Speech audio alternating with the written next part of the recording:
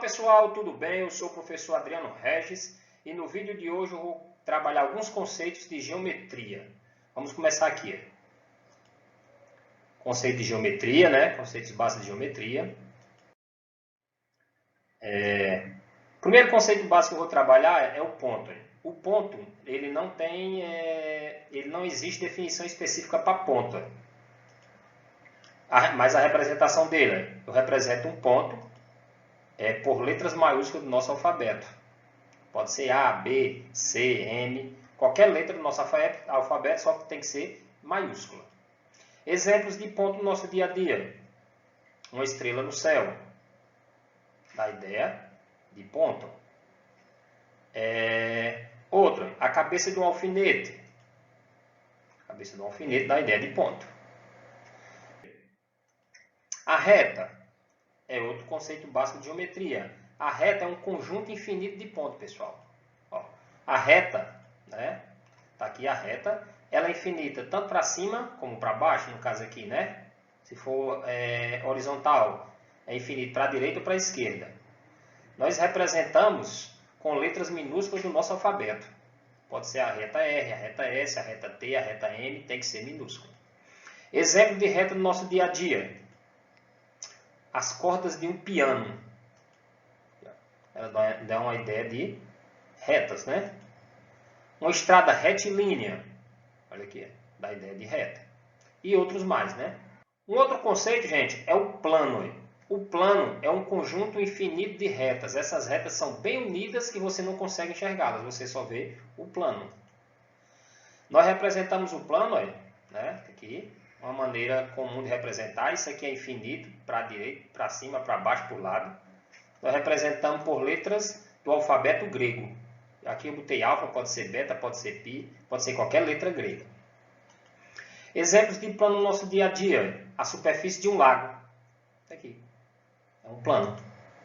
É um campo de futebol. É um exemplo de plano. E outros tantos mais. Vamos resolver aqui uma questão, né, envolvendo ponto, reta e plano. Aqui nós temos uma figura. Nesta figura nós temos o plano alfa. Dentro do plano alfa nós temos a reta R. E fora nós temos a reta S. Sobre a reta R nós temos os pontos A e B. E fora aqui eu tenho o ponto C. Sobre a reta S nós temos o ponto D. Aí lá vem as perguntas. O ponto a relação entre o ponto A e a reta R.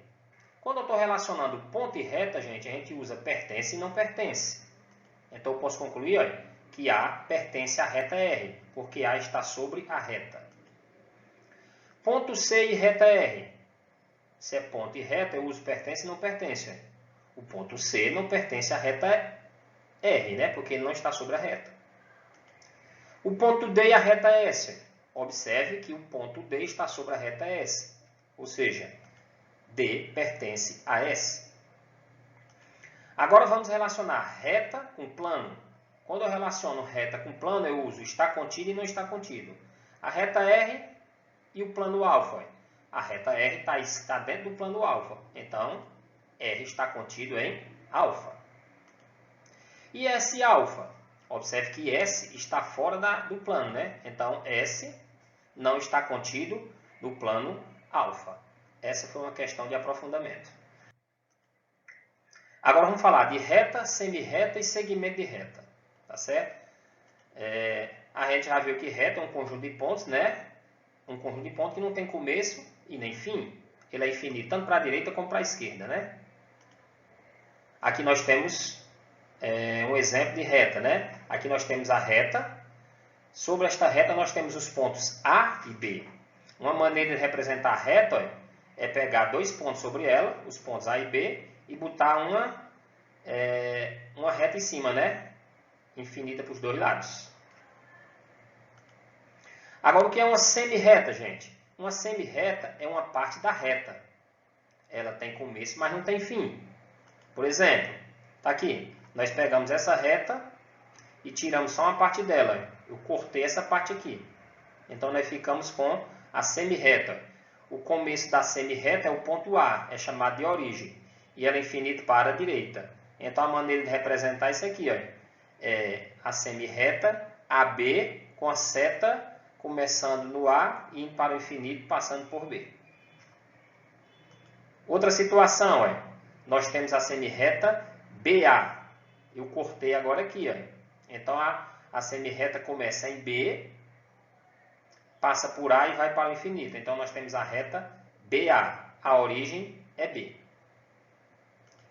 E segmento de reta? O segmento de uma reta também é uma parte da reta, só que tem começo e tem fim. Por exemplo, eu peguei essa mesma reta aqui, ó, e peguei essa parte da reta entre A e B.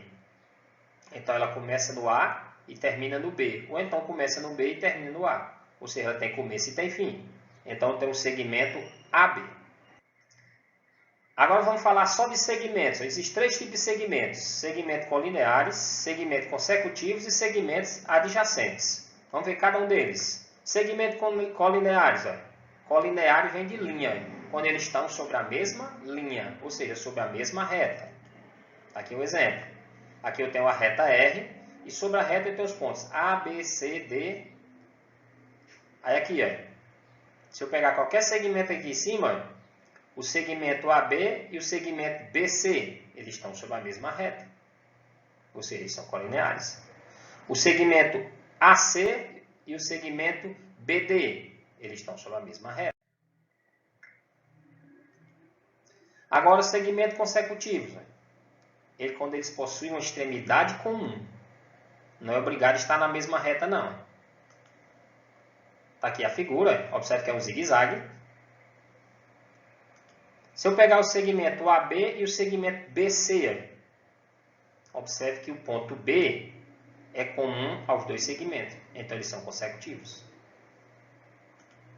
O segmento CD e o segmento DE, eles têm o ponto D em comum, então eles são consecutivos. Então, para ser consecutivo, eles têm que ter um ponto, uma extremidade em comum, ok? Aí já segmento adjacente. Para ser um segmento adjacente, ele tem que ser consecutivo e colinear ao mesmo tempo. Ou seja, eles têm que estar na mesma reta e ter um ponto comum. Então, está aqui a figura. A, B, B, aí eu tenho a reta R, né? Eu tenho os pontos A, B, C, D sobre ela. Então, se eu pegar o ponto AB e BC, eles estão na mesma reta, né? E tem o ponto B em comum. Então, eles são consecutivos, colineares e, consequentemente, são adjacentes. BC e CD, eles estão na mesma reta, então eles são colineares. Ele tem um ponto C em comum, eles são consecutivos, né? Ou seja, se são colineares e consecutivos, eles são adjacentes. Então, tá os 3 tipos de segmento. Ok, galera?